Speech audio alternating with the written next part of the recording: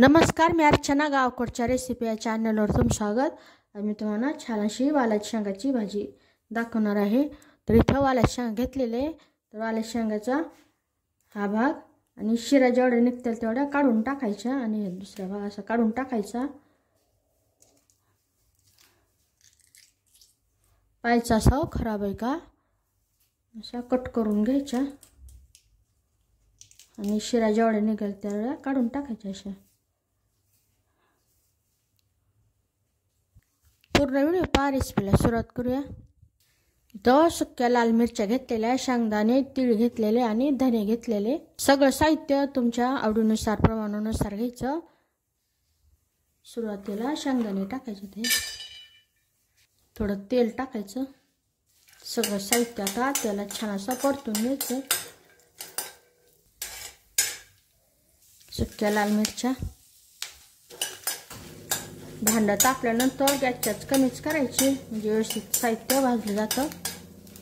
यामध्ये धने, शेवटी आता तीळ टाकायचे. व्यवस्थित असं भाजून घ्यायचं. गॅस बंद केलेला ते काढून घेऊ. भाजलेल्या साहित्यामध्ये लसूण, कोथिंबीर अगोदर सुक्का असं मिक्सरला बारीक करायचं. नंतर गरजेनुसार पाणी टाकून बारीक असं वाटण करून घ्यायचं. पाण्यामध्ये या शेंगा टाकायच्या. याला फक्त खळखळून अशी उकळी द्यायची. इथं व्यवस्थित उकळी आलेली आता शेंगा काढून घ्यायच्या. तेल टाकायचं.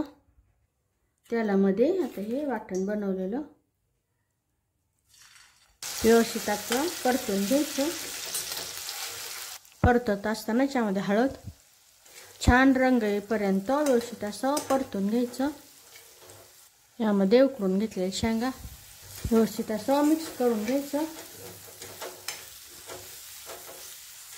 यामध्ये गरजेनुसार पाणी टाकायचं. आता चवीनुसार मीठ.